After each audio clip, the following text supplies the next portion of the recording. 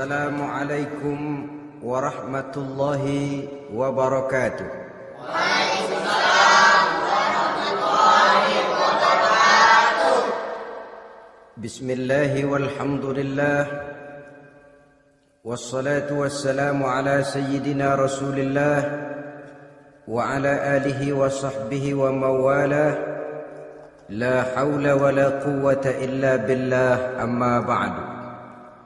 Saudara-saudara kaum muslimin yang berbahagia, di dalam kehidupan ini kita senantiasa mengambil iktibar, contoh dan teladan dari orang-orang sebelum kita.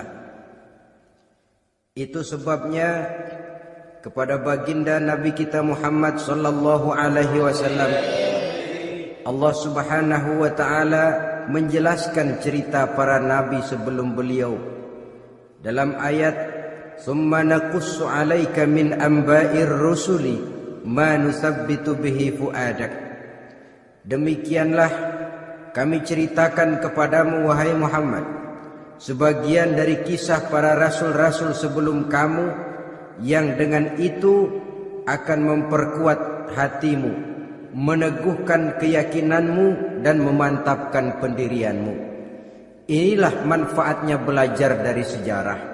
Jadi jangankan kita, baginda Nabi sendiri pun oleh Allah Subhanahu wa taala diceritakan sejarah para nabi sebelum beliau yang dimusuhi oleh umatnya, yang dicaci maki oleh kaumnya, yang terusir dari kampung halamannya, bahkan sampai ada yang terbunuh oleh umatnya. Itu seluruhnya merupakan iktibar manusabbitu bihi fuadak, untuk memantapkan langkahmu, meneguhkan keyakinanmu dan menguatkan pendirianmu menghadapi perjuangan ini. Sehubungan dengan itu, pada pertemuan kali ini Al-Fakir ingin menyampaikan satu cuplikan kecil dari kehidupan seorang sahabat utama baginda Nabi, yaitu Sayyidina Umar ibn al-Khattab radhiyallahu anhu.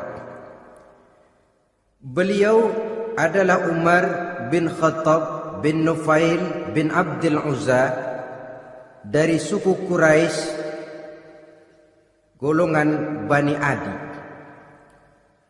Perawakannya tinggi, kekar dan gagah, melambangkan sifatnya yang pemberani, tegas, dan tidak pernah kenal takut kepada siapapun. Sebelum mendapat hidayah, Umar bin Khattab termasuk orang yang berdiri di barisan orang-orang yang memusuhi umat Islam. Ia terperangkap dalam tradisi jahiliyah, di mana gemar berperang dan bermabuk-mabukan juga merupakan hal-hal yang pernah dilaksanakan dalam kehidupannya sebelum beliau masuk ke dalam agama Islam. Oleh karena itu, dalam kehidupan beragama, hidayah merupakan sesuatu yang penting. Bagaimanapun banyaknya dosa dan kesalahan yang telah dilakukan oleh seseorang, tidak seharusnya menyebabkan ia putus asa dari rahmah Allah. Sebaliknya, bagaimanapun banyak kebajikan dan kebaikan yang sudah dikerjakannya, tidak perlu membuat dia besar hati, puas, bangga, apalagi menjadi lalai karenanya. Sebab kita belum tahu akan bagaimana ujung perjalanan dari kehidupan kita ini. Saudara-saudara, kisahnya pun masuk Islam merupakan peristiwa yang menarik. Pada satu hari, dengan pedang terhunus, Umar bin Khattab menuju Darul Arqam, tempat di mana baginda Nabi biasa berkumpul dengan para sahabat. Melihat mukanya yang beringas, matanya yang nanar, orang sudah menyangka dan mengerti ini tentu akan terjadi pembunuhan. Dalam perjalanan menuju Darul Arqam, Umar bertemu dengan Nuaim bin Abdullah. Nuaim bertanya, "Ya Umar, mau kemana ente?" "Mau membunuh itu, si murtad itu." "Si murtad yang mana?" Yang mana lagi? Itu yang memecah belah kita, yang menghina berhala-berhala kita, yang menjelek-jelekkan nenek moyang dan keturunan kita.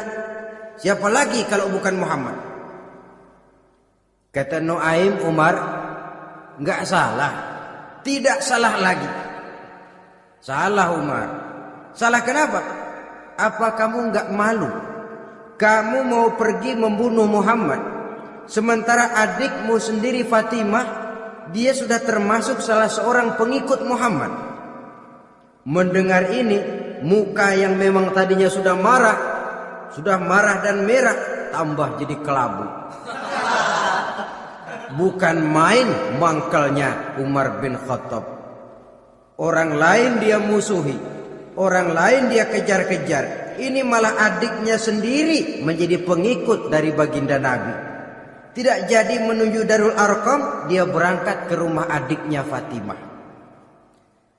Adapun di rumah Fatimah sedang berkumpul Fatimah, suaminya Sa'id bin Zaid, dan seorang sahabat Habbab ibnul Arad.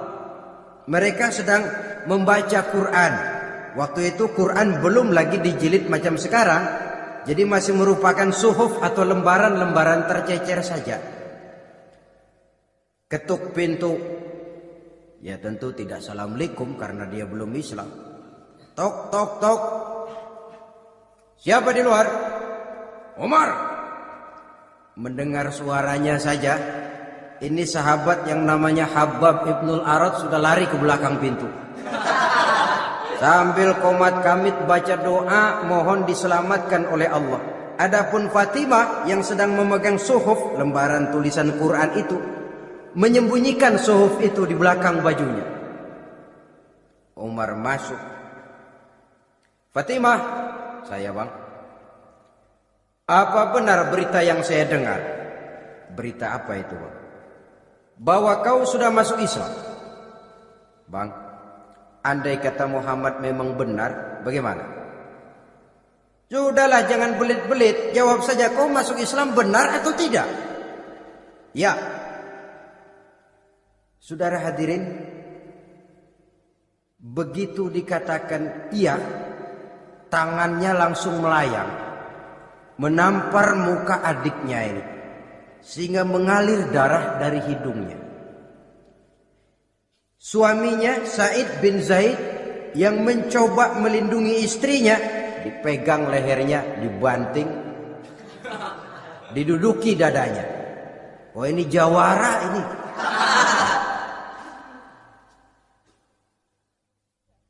Namun pada saat sedemikian, suara kebenaran terpantul dari mulut Fatimah, adik dari Umar bin Khattab ini.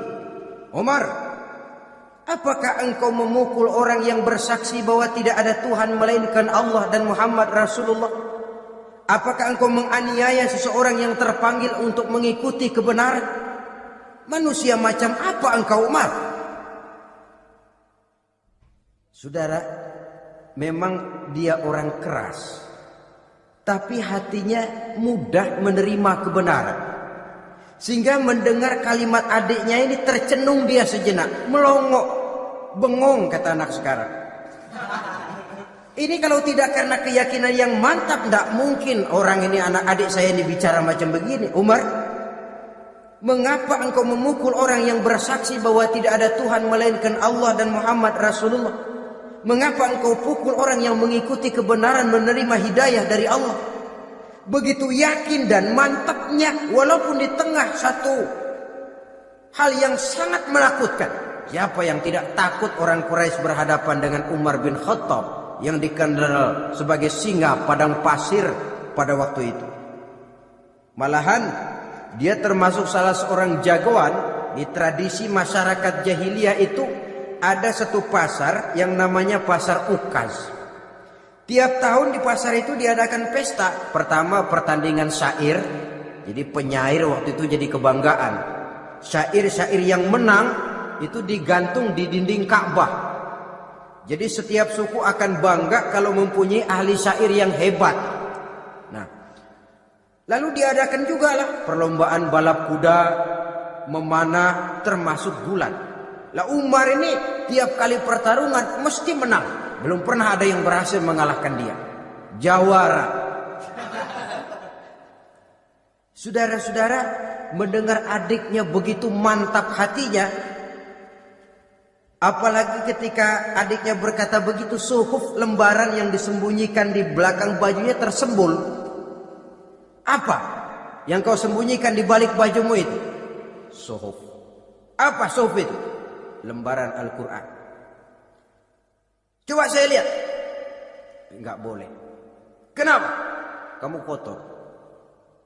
Orang kotor tidak boleh megang Quran. Saya mau lihat. Enggak boleh. Kalau kamu mau lihat, mandi dulu. Diturutinya permintaan adiknya itu. Lalu diambilnya suhuf tadi. Dia baca. Kebetulan ayat yang dibacanya ayat pertama dari surah Thaha yang berlanjut dengan ayat 14 pada surah yang sama. Dia baca, Bismillahirrahmanirrahim. Thaha ma anzalna ilaikal Qur'ana litashqa illa tazkiratan liman yakhsha. Thaha, tidaklah aku turunkan Al-Quran ini untuk bikin sukar manusia, melainkan merupakan pengingat bagi orang-orang yang takut kepada Allah. Lalu pada ayat ke-14, Innani anallahu la ilaha illa ana fa'budni. Sesungguhnya akulah Allah, tidak ada Tuhan melainkan aku, maka hendaknya hanya kepadakulah kamu menyembah. Wa aqimis sholata li dzikri, dirikanlah salat untuk mengingat aku. Innas sa'ata atiyatun akadu ukhfiha litujza kullu nafsin ma tas'a. Sesungguhnya kiamat itu pasti akan datang, yang sengaja waktunya kami tidak beritahukan kepada kamu semua, untuk kami balas segala setiap orang tentang apa saja yang telah mereka lakukan dalam kehidupan di dunia ini. Setelah membaca ayat ini, gemetar tangannya. Ini sih nggak main-main ini.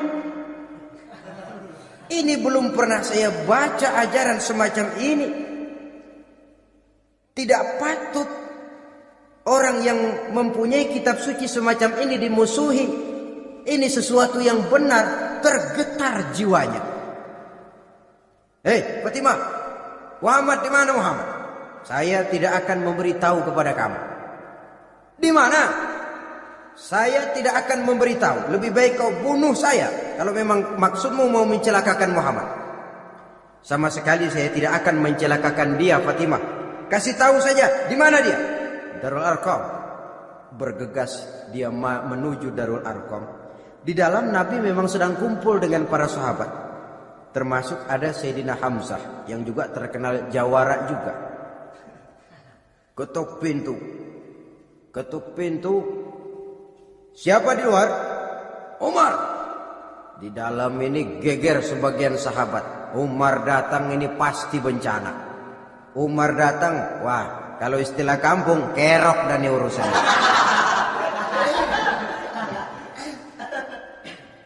Tapi baginda Nabi menenangkan mereka. Tenang, mudah-mudahan ada hikmahnya. Sayyidina Hamzah tampil, bukakan dia pintu. Kalau niatnya baik, kita terima. Kalau niatnya tidak baik, saya paling depan. Dibukakan pintu. Begitu dibukakan pintu, Umar masuk merangkul baginda Nabi. Kemudian dengan tersendat, Ashhadu an la ilaha illallah wa ashhadu annaka ya Muhammad Rasulullah. Saya bersaksi tidak ada Tuhan melainkan Allah, dan saya bersaksi bahwa engkau hai Muhammad adalah utusan Allah. Sahabat takbir semua, Allahu Akbar, Allahu Akbar. Kegembiraan meliputi suasana ketika itu. Kenapa? Karena sebelumnya dikala Umar belum masuk Islam, dia merupakan ganjalan yang paling dikhawatirkan oleh umat Islam. Setelah dia masuk Islam, jelas merupakan suatu keuntungan yang sangat besar. Dan dia tertarik kepada Islam bukan karena bujuk rayu orang, tidak karena diberikan harta, tidak karena diiming-iming oleh kedudukan tinggi, tapi karena kebenaran hidayah menembus hatinya melalui wasilah ayat dalam surah Thaha yang dibacanya melalui suhuf yang dipegang oleh adiknya tadi. Sejak saat itu berubah 180 derajat Umar bin Khattab radhiyallahu anhu. Tetapi tetap dengan sifatnya keras, tegas, dan tidak pernah kenal takut kepada siapapun. Cuma kalau sebelum Islam dia kerasnya kepada Islam, setelah dia masuk Islam muter arah kepada siapapun yang memusuhi Islam, dia bersikap keras, tegas, dan tidak pernah kenal takut. Bahkan setelah beliau masuk Islam, satu hari ketika di Darul Arqam kumpul-kumpul, waktu itu Nabi belum berdakwah secara terbuka karena pengikut masih sedikit. Sayyidina Umar usul, "Ya Rasul, ada apa Umar? Alasna 'alal haq fi mamatina wa mahyana?" Ya Rasul, bukankah kita ini berdiri di atas sesuatu yang benar? Bukankah mati kita, hidup kita untuk melaksanakan sesuatu yang benar? Bala ya Umar, betul Umar. Wallazi nafsi biyadih, innakum la'alal haq in muttum wa in hiyitum. Demi Allah Umar, kata Nabi, sesungguhnya kamu dan kita semua berdiri di atas kebenaran, hidup ataupun mati. Setelah mendapat jawaban begini, Umar masuk kepada tujuan pembicaraannya. Izan ya Rasul, fafimal ikhtifaf. Kalau memang begitu ya Rasul, kalau memang kita yakin kita berdiri di atas kebenaran, kita hidup karena kebenaran, kita mati pun memperjuangkan kebenaran, fafimal ikhtifaf. Kenapa mesti ngumpet-ngumpet? Kenapa harus sembunyi-sembunyi? Wallazi ba'asaka bil haqq, demi Allah ya Rasul, la takhrujanna wa la nakhrujanna ma'ak. Tuhan harus keluar menyampaikan Islam ini secara terbuka, dan kami akan mendampingi Tuhan dengan segenap jiwa dan raga. Sekali masuk Islam gak tanggung-tanggung. Yang kayak begini ini yang kita perlukan sekarang ini. Begitu masuk Islam gak tanggung seluruhnya, jiwa dan raganya masuk Islam. Beliau yang pertama kali mengajukan ide, kenapa harus dakwah sembunyi ya Rasul? Wong kita berdiri di atas kebenaran, memperjuangkan sesuatu yang hak. Kalau kita mati, kita pun mati membela kebenaran. Kenapa mesti fafimal ikhtifaq? Kenapa harus sembunyi-sembunyi? Mulai sekarang mari keluar ya Rasul, saya akan dampingi Tuhan, nyawa taruhannya. Saudara hadirin yang saya hormati, selalu dia tempat-tempat yang pernah dia melaksanakan maksiat sebelum dia Islam, selalu dia kunjungi sampai dia berkata, tidak ada tempat yang pernah saya melakukan kesalahan sebelum saya Islam yang harus saya tutupi dengan kebajikan setelah saya Islam sekarang ini. Bahkan ada satu riwayat menjelaskan beliau itu yang tinggi badannya, kekar perawakannya, gemetar orang ngadepin dia. Tapi beliau sendiri sangat mudah gemetar kalau sudah mendengar ayat-ayat Allah. Sehingga ada satu riwayat menjelaskan Sayyidina Umar itu setelah masuk Islam, kalau sholat kadang-kadang bila menoleh ke kanan beliau senyum, bila menoleh ke kiri beliau menangis berurai air mata. Ada orang bertanya, ya Umar, kenapa menengok ke kanan kau senyum, ke kiri kau menangis? Itulah kalau saya ingat jahilnya saya sebelum Islam. Adapun bila saya menoleh ke arah sebelah kanan saya tersenyum, teringat betapa dulu saya membuat berhala dari korma. Saya tumpuk-tumpuk, saya susun begitu rupa. Setelah saya sembah, saya makan itu korma. Gagah betul saya waktu itu, sampai Tuhan pun saya makan. Adapun kalau saya menoleh ke kiri, teringat putri kesayangan saya yang terbawa oleh tradisi jahiliyah, takut menanggung aib, merasa malu mempunyai anak perempuan, sampai dia terkubur hidup-hidup. Berurai air mata saya mengingat semua itu. Padahal Nabi sudah memberikan jaminan. Sebab saudara jangan lupa, orang kafir masuk Islam, dalam Islam itu dihitung dari bayi lagi. Dari nol, itulah untungnya. Jadi misalnya sudah 60 tahun, dari kecil sampai 60 tahun kafir. Umur 61 masuk Islam. Nah, sejak umur 61 itulah yang dihisab oleh Allah. 60 tahun ke bawah gratis bersih pemutihan. Istimewa betul. Tapi jangan lalu diniatin, gua kafir aja. Nanti sudah tua-tua mau giliran mati baru Islam. Nah, itu diniatin lain. Ini yang karena faktor hidayah. Saudara-saudara. Nah, cintanya kepada baginda Nabi luar biasa. Dalam setiap pertempuran beliau selalu di front terdepan.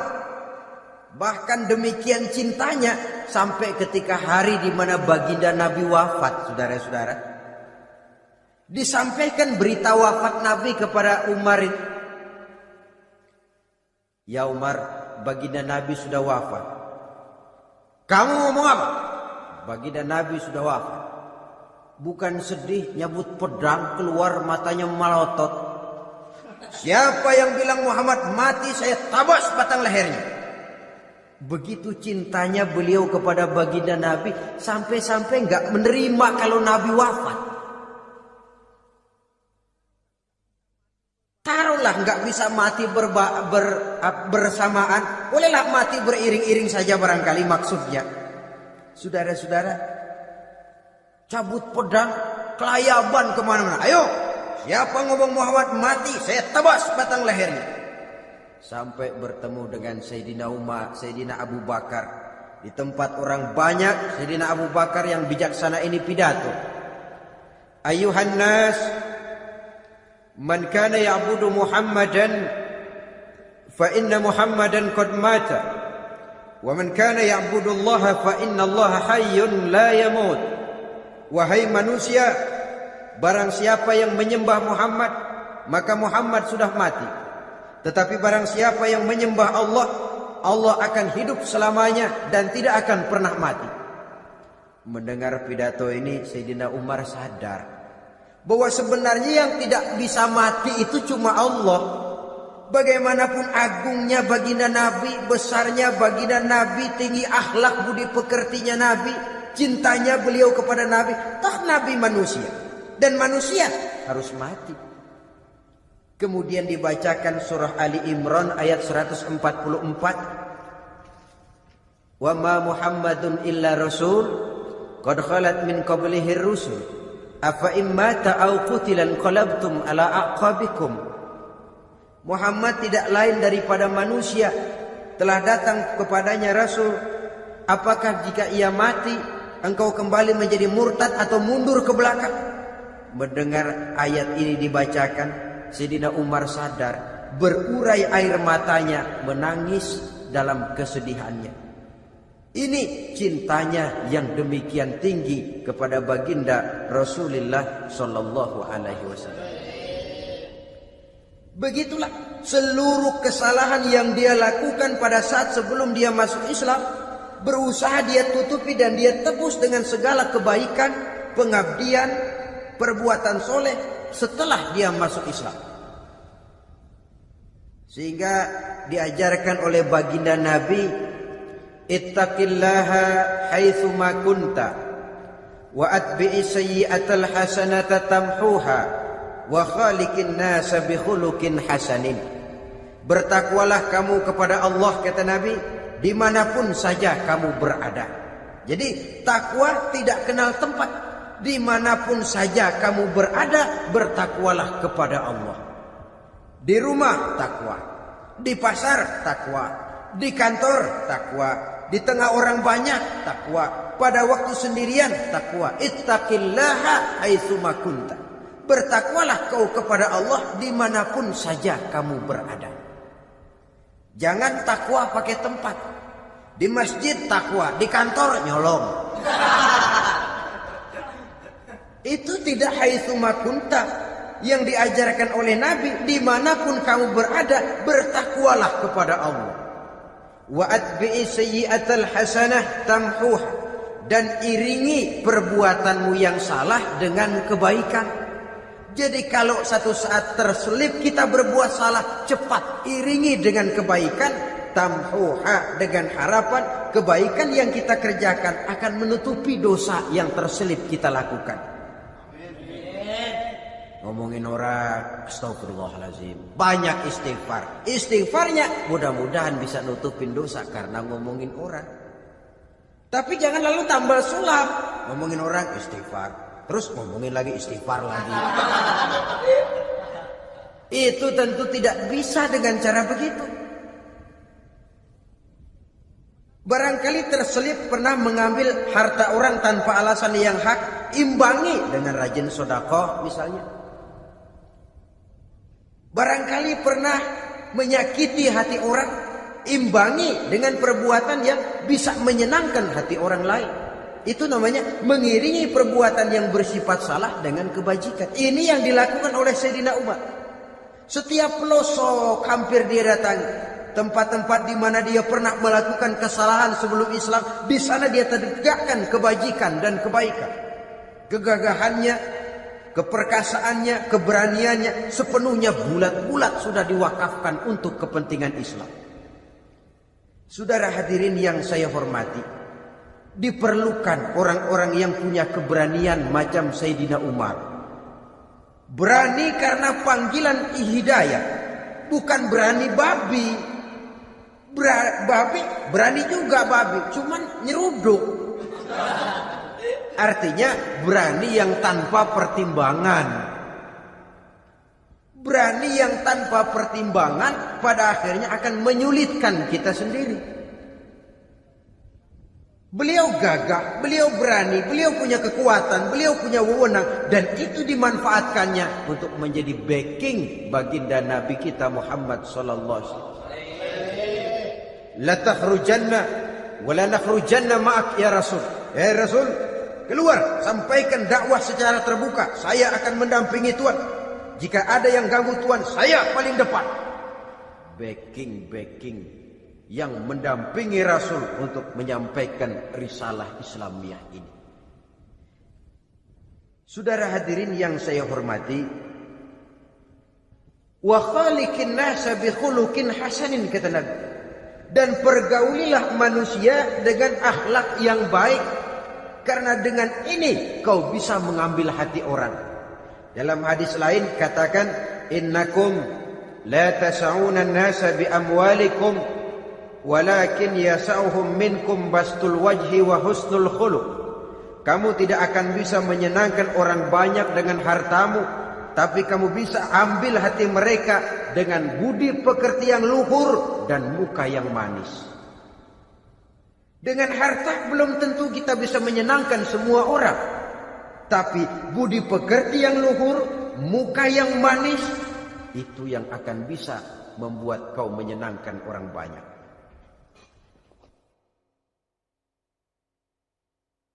Setelah baginda Rasul wafat, pernah ketika berkumpul, Sayyidina Abu Bakar berkata kepada Sayyidina Umar, "Ya Umar, saya baiat kamu untuk menjadi khalifah." Jawab beliau, "Sayalah yang akan membaiat Tuan. Tapi Anda lebih utama dari saya Umar. Keutamaan saya akan saya berikan kepada Tuan untuk mendukung kekhalifahan Tuan." Di sini kelihatan wataknya yang tidak ambisius. Gagah, berani, perkasa, tapi tahu diri. Enggak nyelonong. Tidak menggunakan kekuasaannya, kegagahannya untuk maksud yang sewenang-wenang. Oleh karena itu setelah Sayyidina Abu Bakar wafat, beliau dilantik menjadi khalifah, keluarlah pidatonya yang terkenal. Ayuhan nas, inni qad wullitu alaikum walastu bi khairikum. Hai manusia, aku telah dipilih menjadi pemimpin kamu, padahal aku bukanlah orang yang terbaik di antara kamu. Kalau tidaklah karena aku melihat keutamaan, keteguhan yang dapat melindungi kalian, berat rasanya aku memikul amanah ini. Sebab apa? Alangkah beratnya menunggu datangnya perhitungan di akhirat nanti terhadap Umar. Ini yang jadi motifnya memegang jabatan khalifah. Sungguh berat bagi Umar menunggu datangnya saat perhitungan. Sehingga seolah-olah kalau bisa lah jadi Umar bin Khattab saja, jangan jadi khalifah kalau bisa. Tapi boya umat sudah kadang memilih. Sehingga benar kalau dalam satu hadis Nabi pernah mengajarkan jangan memberikan satu jabatan kepada orang yang memintanya. Sebab orang kalau sudah minta jabatan, apalagi pakai jilat-jilat, pakai upeti-upeti, tentu ada tendensinya. Ada batu di balik udang. Kalau udang di balik batu kan mungkin nggak kelihatan, tapi kalau batu di balik udang kelihatan betul itu. Ada maunya, ambisinya. Jangan memberikan satu jabatan kepada orang yang memintanya. Seakan di batinnya Sayyidina Umar menyesali. Kenapa Umar nggak jadi Umar saja, kok mau jadi khalifah gitu. Alangkah berat perhitungan buat saya di akhirat nanti. Nah, setelah jadi khalifah, sebagai satu i'tibar, saya akan mencoba mengemukakan beberapa sifatnya yang menonjol untuk pelajaran buat kita semua. Pertama, sikapnya terhadap keluarganya setelah beliau menjadi khalifah. Kedudukan sebagai keluarga Umar bin Khattab bukan merupakan kedudukan istimewa. Itu ditanamkan betul kepada keluarganya. Jangan karena bapakmu khalifah, lalu mentang-mentang anak khalifah kau merasa dapat fasilitas, merasa bisa berbuat semau-maumu, kau harus punya tanggung jawab dan beban moral, memberikan contoh yang lebih baik kepada rakyat. Ini yang ditekankan kepada keluarganya.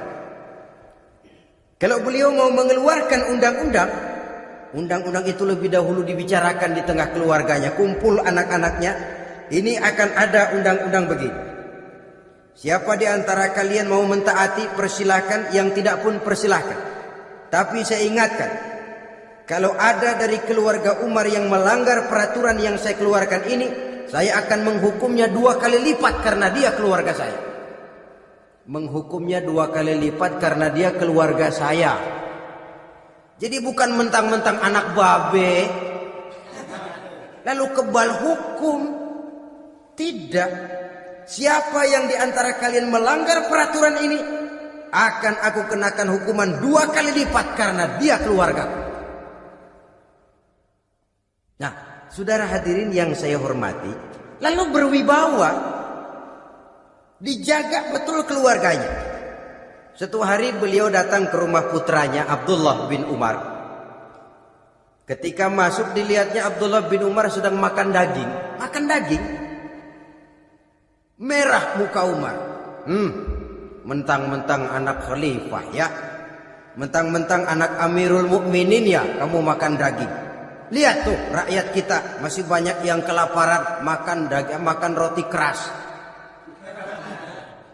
Padahal itu halal.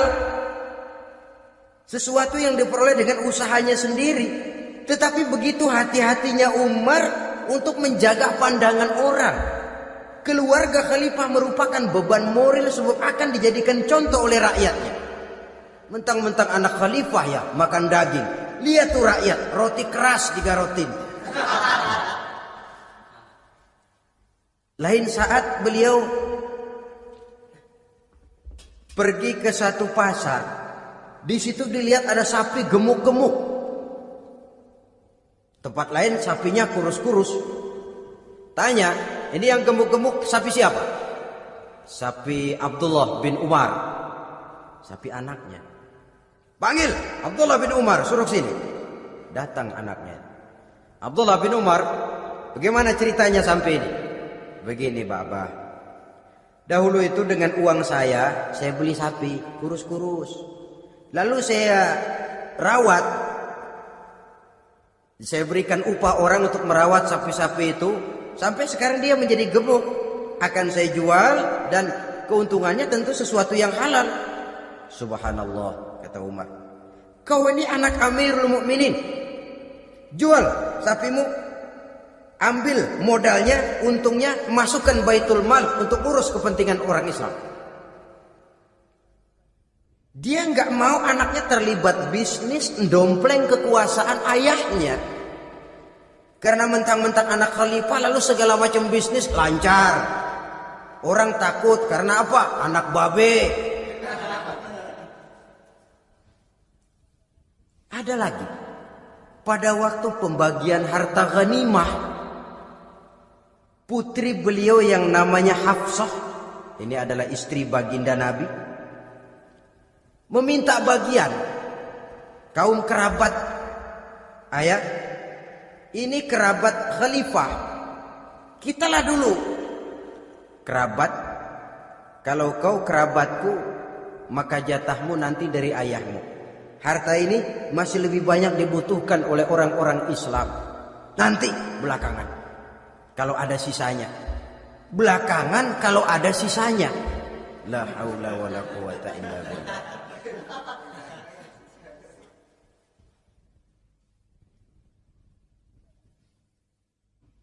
Saudara hadirin,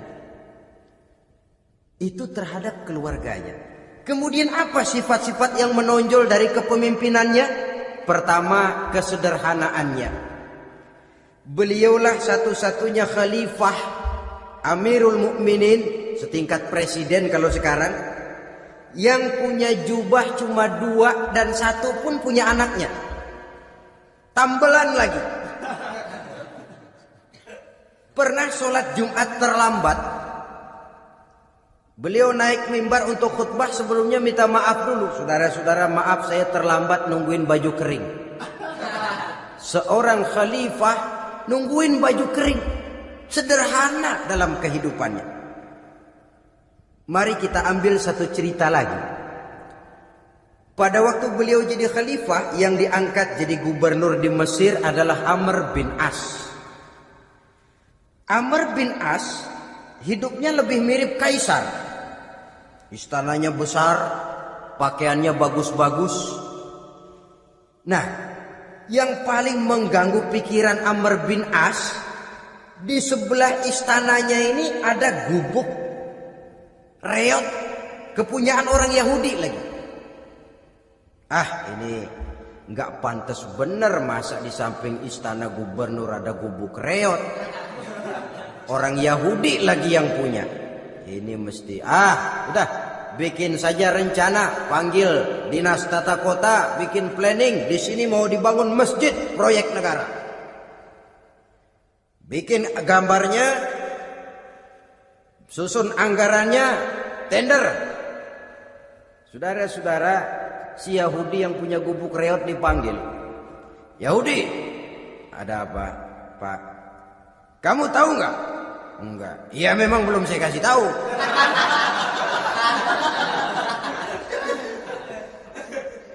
Ada apa, Pak? Itu kamu punya gubuk. Tahu? Kena proyek. Proyek apa, Pak? Kami mau bangun masjid besar di situ. Dan tidak sesuai ada gubuk reot di samping tempat gubernur. Jadi maksud Bapak, gubukmu, tanah-tanahnya mau saya bebaskan. Saya beli. Enggak mau, Pak. Saya enggak mau jual. Saya bayar 2 kali lipat. Enggak mau. 3 kali lipat. 6 kali lipat juga enggak mau, Pak. Saya dari muda peres keringat banting tulang cuma segitu-gitunya, Pak, tempat saya tinggal. Gubuk reot sama tanahnya sedikit. Makmur saya, Pak, cuma rumah sama sumur.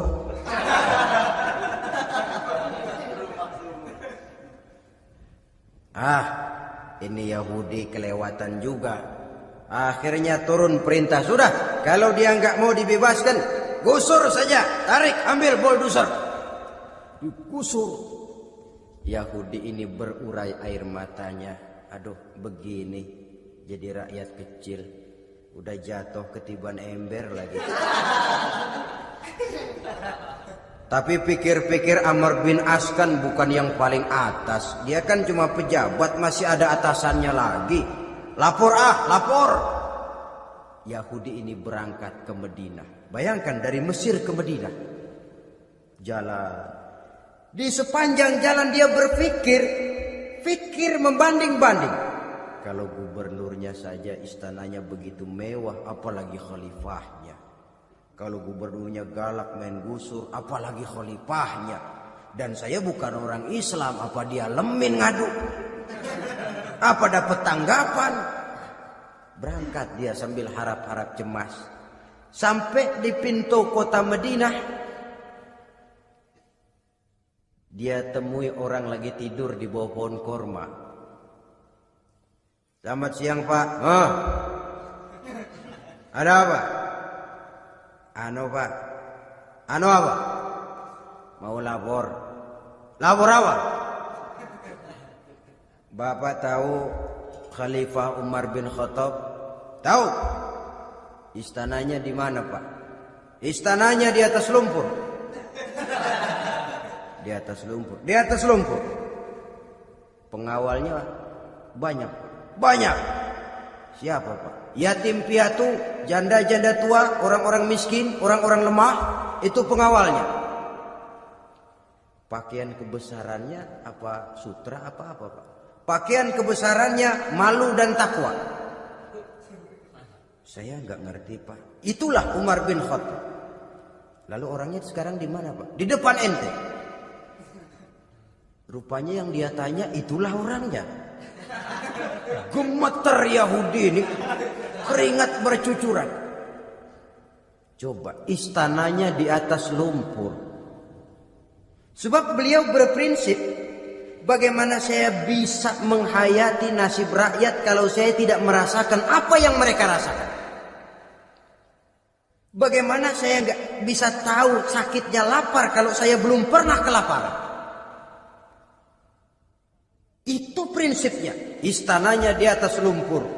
Para pengawalnya yatim piatu, janda-janda tua, orang-orang miskin, orang-orang lemah dan tidak mampu.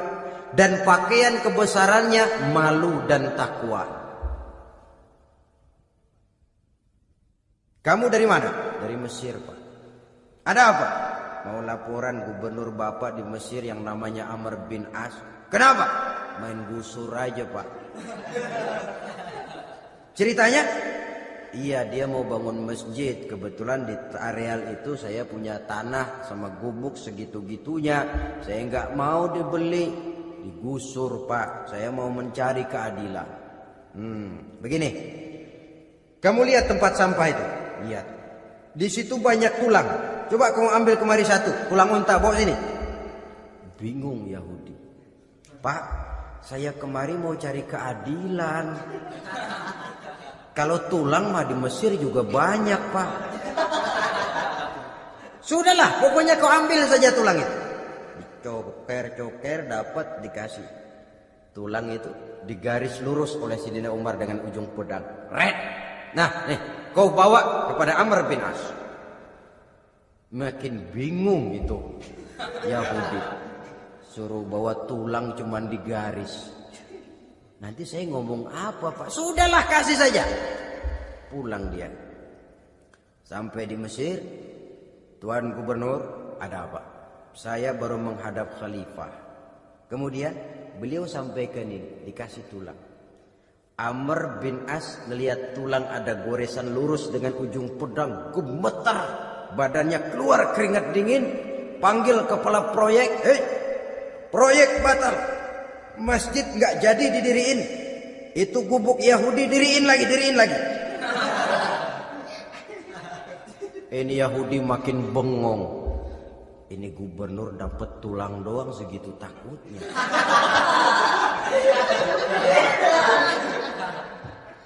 Ada apa sebenarnya Tuan Gubernur? Kamu tahu? Ini nasihat pahit buat saya dari Amirul Mukminin Umar bin Khattab. Seolah-olah beliau bilang, hai Amr bin As, jangan mentang-mentang sedang berkuasa ya. Pada satu saat kau akan jadi tulang-tulang kayak begini. Maka mumpung kamu masih hidup dan berkuasa, berlaku lurus dan adillah kamu seperti lurusnya garis di atas tulang ini. Keren. Lurus, adil, jangan bengkok. Sebab kalau kamu bengkok, nanti aku yang luruskan pakai pedangku. Siapa yang nggak ngeper digituin? Sampai akhirnya apa? Kata si Yahudi, Pak, kalau begitu Islam adil ya. Adil. Kalau gitu biarin dah Pak, tanah saya. Mau kamu jual? Bukan saya jual Pak, saya kasih aja dah. Campur gubuk-gubuknya, ambil aja dah.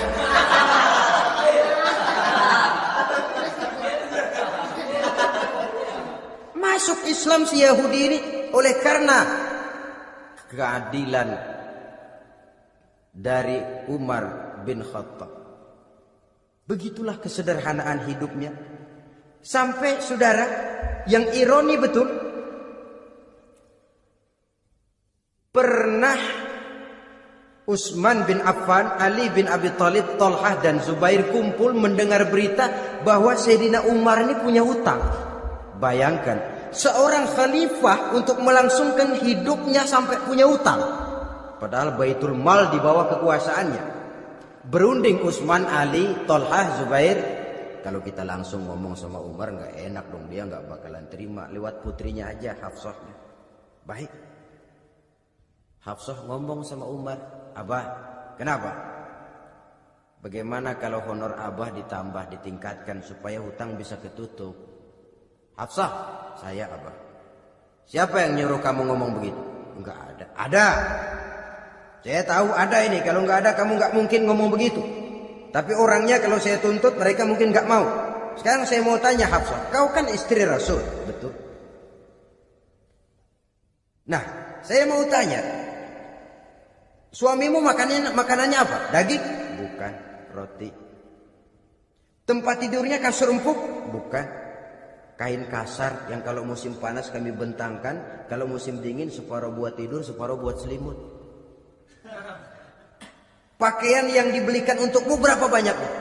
Cuma 2. Nah, itu guru saya, orang yang paling saya cintai, dan itu yang saya ikuti. Bahkan setelah beliau wafat, Sayyidina Umar ini hutangnya ditanggungkan kepada anaknya Abdullah bin Umar, dan itu pun dilunasi dengan menjual rumahnya, sehingga rumahnya itu disebut Darul Qadha, rumah bayar hutang. Begitu kesederhanaannya.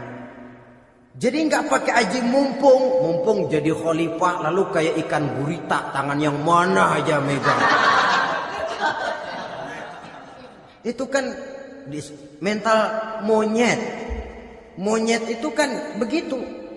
Tangan megang kiri kanan, mulut ngawal, kaki megang, temennya dikasih masih ngerampas juga.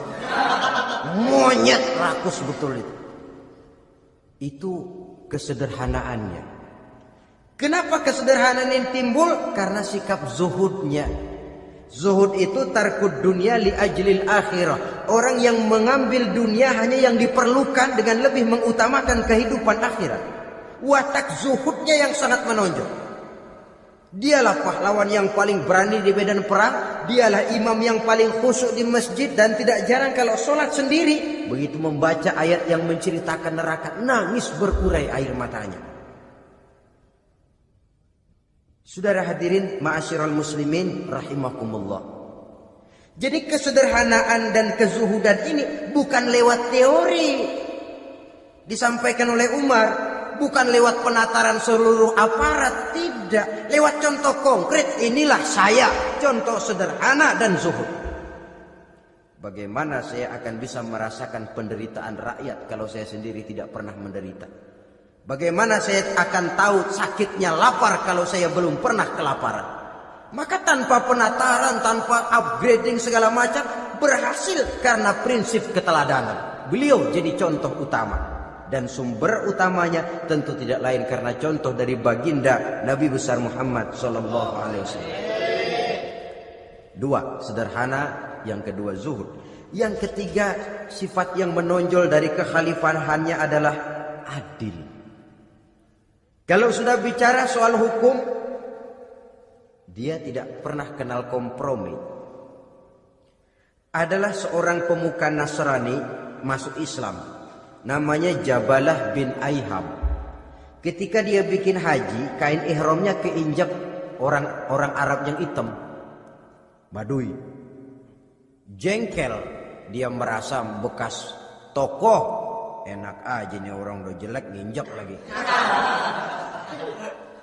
Ditempeleng orang tadi. Orang ini lapor kepada Umar. Panggil Jabalah bin Aiham. panggil. Kau ditampar? Betul khalifah. Tampar dia. Tampar lagi. Dipukul orang itu di depan Sayyidina Umar. Jadi tidak karena kau ini bekas kepala suku, kau ini bekas orang terhormat, lalu ada kebijaksanaan yang tidak bijaksana. Kebijaksanaan yang akhirnya jadi tidak bijaksana. Dan itu memang sudah dimulai dengan memblokir keluarganya. Tidak satu keluarganya pun yang boleh mempunyai perasaan bahwa menjadi keluarga khalifah merupakan fasilitas dan keuntungan. Kau jangan makan di atas punggungku. Kau jangan menikmati fasilitas di atas keringatku. Dan tidak ada keinginan mewariskan jabatan khalifah kepada anak-anaknya. Pernah beliau musyawarah. Saya bingung. Kenapa khalifah? Gubernur Kufah ini sulit nyari orang. Diangkat yang lemah, rakyat ngeluh. Diangkat yang keras, rakyat juga ngeluh. Ada calon khalifah. Kalau ini mah nggak salah lagi nih buat gubernur Kufah. Siapa? Abdullah bin Umar. Anak beliau sendiri. Melotot matanya. Jangan macam-macam kau. Cukup satu orang Umar memegang jabatan ini. Kalau berhasil, kami keluarga Umar sudah merasakannya. Kalau gagal, cukup kegagalan seorang Umar. Tidak berusaha mengorbitkan anaknya. Oh, anak babe diangkat jadi jadi ano. Tidak, malah diblokir. Cari yang lain. Tapi Abdullah bin Umar cukup syarat ya khalifah. Dia orang bertakwa dan soleh. Yang takwa dan soleh bukan cuma anak Umar. Anak orang lain juga banyak yang takwa dan soleh. Itu prinsipnya. Sehingga ketegasannya ini membuat orang jadi sungkan. Dan tidak seorang pun berani kirim-kirim upeti hadiah. Pernah itu ada pejabat dari Azerbaijan kirim makanan. Kue, mending apa? Kue. Gitu dicicipi enak. Enak juga ya kue ini. Enak khalifah. Ini di sana apa makan rakyat biasa?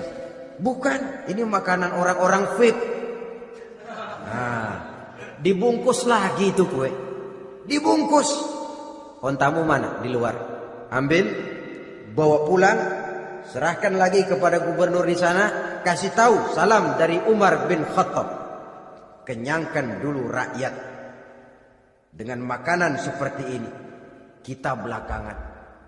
Jadi kalau rakyat lapar, saya orang pertama yang akan merasakan kelaparan. Tapi kalau rakyat makmur, biarlah saya menjadi orang terakhir yang kenyang.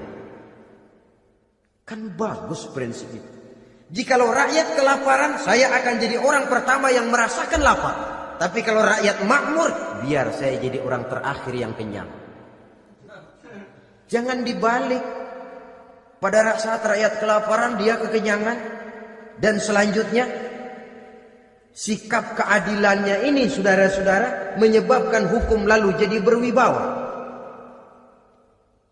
Pernah beliau jalan-jalan di lorong kota Madinah. Di tempat yang namanya Harah bersama Aslam. Ada ibu-ibu, anaknya nangis. Lapar ma. Sabar, dikit lagi matang gitu. Emang tuh ibu lagi ngerebus. Bunyi, air ngegulak. Lubuk. Umar lihatin dari jauh. Belum juga matang. Nih anak dari nangis, lapar, sampai capek nangis, sampai tidur. Anak tidur, Umar samperin. Bu, yang masak apa sih kok nggak bisa matang? Saya nggak masak apa-apa tuan. Itu pating kerupuk apa?